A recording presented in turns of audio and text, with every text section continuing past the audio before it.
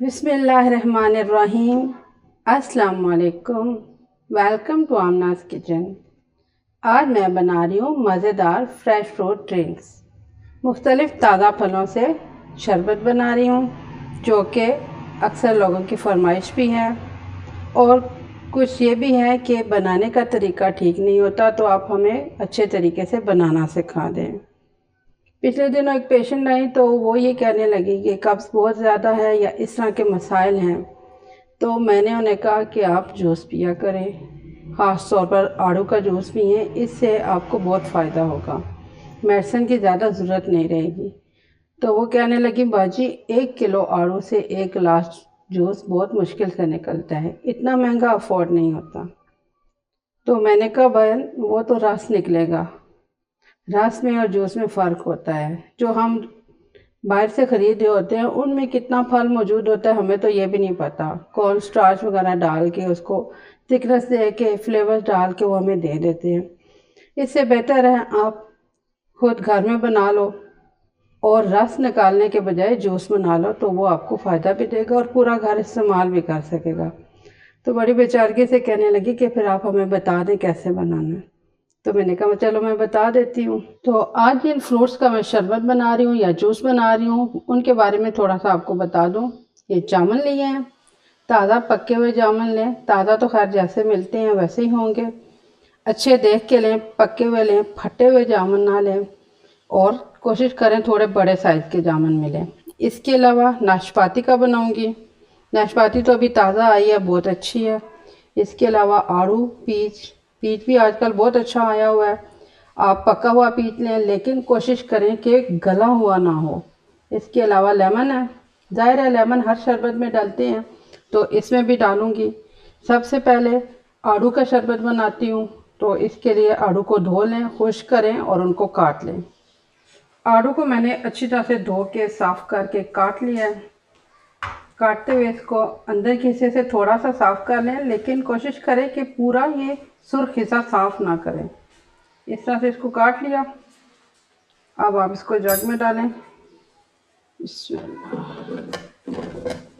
Lemon juice जो कि बहुत ज़रूरी है अच्छा जायका बनाने के लिए।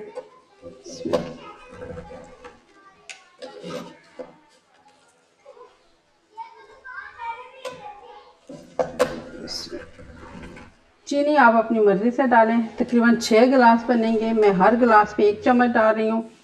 आप अपनी मर्ज़ी से कम या ज़्यादा कर सकते हैं। इसमें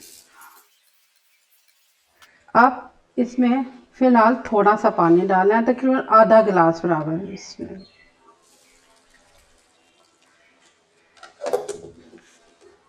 बस इसको खूब अच्छी तरह से अब आपने ब्लेंड करना है।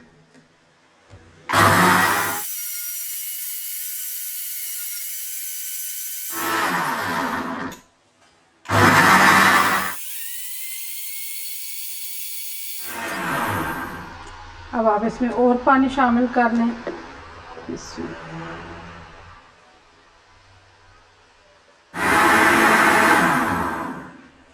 अब आप इसकी चीनी भी चेक कर लें, जितना मिठास आपको पसंद है उतनी मिठास इसमें रखें। अब ये तैयार हो गया है, अब इसको छान लेते हैं। आपने इसको छानने के लिए खुली छलनी लेनी है, ये देखें इसके सुराख खुले हैं। बहुत बारीक छलनी आपने नहीं लेनी, बल्कि इस तरह से थोड़े खुले सुराखों वाली छलनी लेनी है। इस तरह आपने चम्मच लेना है और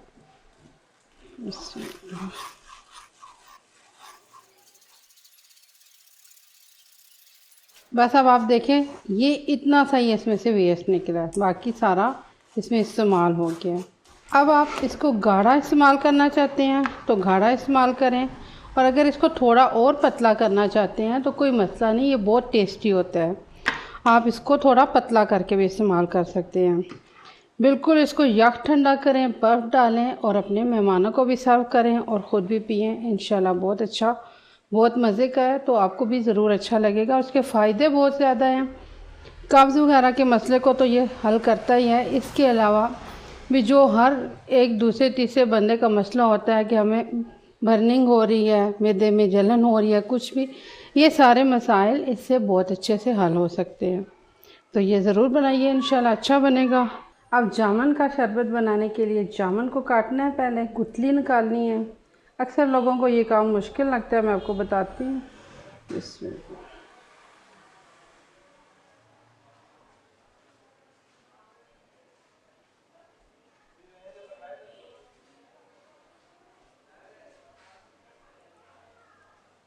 ये देखिए, हल्के हाथ से आपने इसको उतार लिया। अगर थोड़ा सा इसकी गुठली को कट आ जाता है तो इस तरह से आप उसको निकाल सकते हैं। ये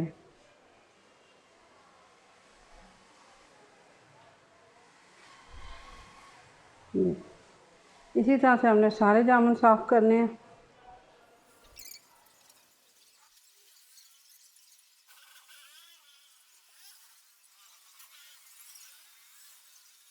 जामुन हमने काट लिए। अब इसका जूस बनाना है। इसके लिए एक जग में डालें। इसमें लेमन इसमें ऑप्शनल है, मैं डाल रही हूँ, लेकिन अगर आपको पसंद नहीं है तो ना डालें, क्योंकि जामुन में भी कुदरती खटास मौजूद होती है। लेकिन मैं इसमें एक लेमन का जूस भी डालती होती हूँ। इसमें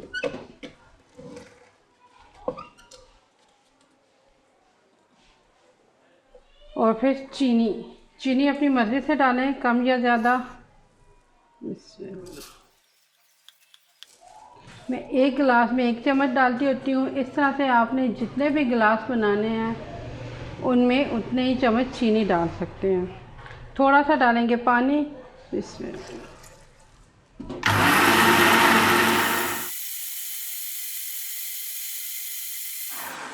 अब ये हो गया। अब इसे और थोड़ा पानी डाल के इसको पतला करना है।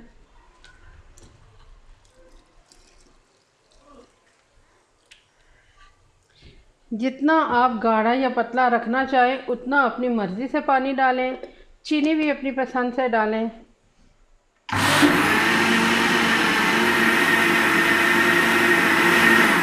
तो बस ये बन के तैयार हो गया। इसमें अब इसको भी छान लेते हैं। इसमें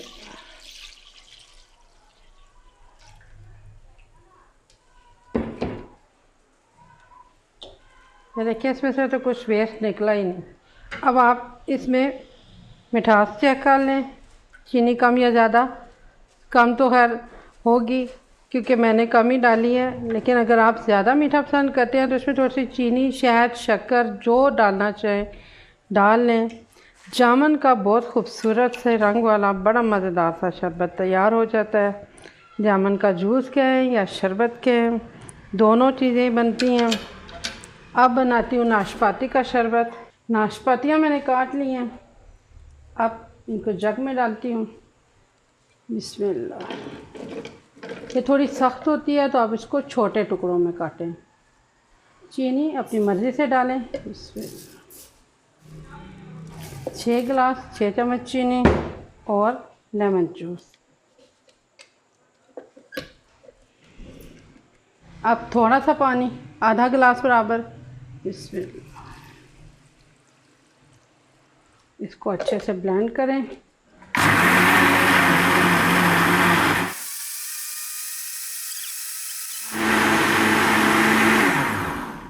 अब इसमें बाकी का पानी शामिल करें।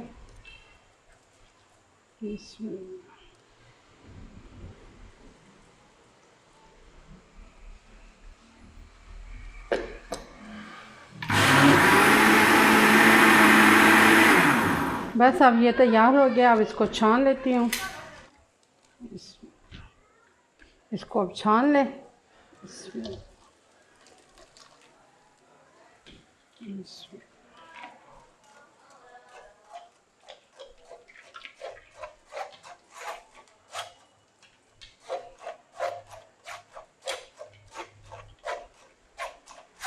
ये नाशपाती का शरबत भी तैयार हो गया। तीनों शरबत तैयार हो गए हैं। अफादियत के लिहाज से, जायके के लिहाज से और खुश रंग होने के लिहाज से बहुत बेमिसाल हैं। ज़रूर बनाइए, इंशाल्लाह अच्छे बनेंगे और आपको फ़ायदा भी देंगे। क्योंकि मेरे घर में तो मेहमानों का आना जाना लगा हुआ है, तो जिसको भी जो भी शरबत वगैरह सर्व करो तो सबका यही होता है शुगर है, ये वो मसला है, तो हमने ये बाज़ारी चीज़ें तो नहीं लेनी। तो इसका हाल मैंने भी यही निकाला कि ये फ्रेश फ्रूट से हम भी शरबत वगैरह बना के सर्व करते हैं तो सबको अच्छा भी लगता है, मेहमान भी खुशी से पी लेता है और अच्छा भी लगता है कि हमने मेहनत की है। जब कोई तारीफ़ करता है तो बहुत ही अच्छा लगता है, फिर फ़ायदा भी होता है। ख़ास तौर पर कई बंदों ने कहा आपके घर से जो हमने आलू बुखारे का शरबत पिया तो बहुत मज़ा आया और बड़ा सुकून मिला, रेसिपी बताएं। तो बहुत सारी बातें अपनी जगह हैं, लेकिन यह है कि जब आप बनाएंगे ख़ुद इनको एंजॉय करेंगे तो बहुत मज़ा आएगा। मेहमानों को भी सर्व करें, चिल करें इसको और फिर सर्व करें, ज़रूर सबको पसंद आएगा। दुआओं में याद रखना, मेरे चैनल को सब्सक्राइब करना। अल्लाह हाफ़िज़।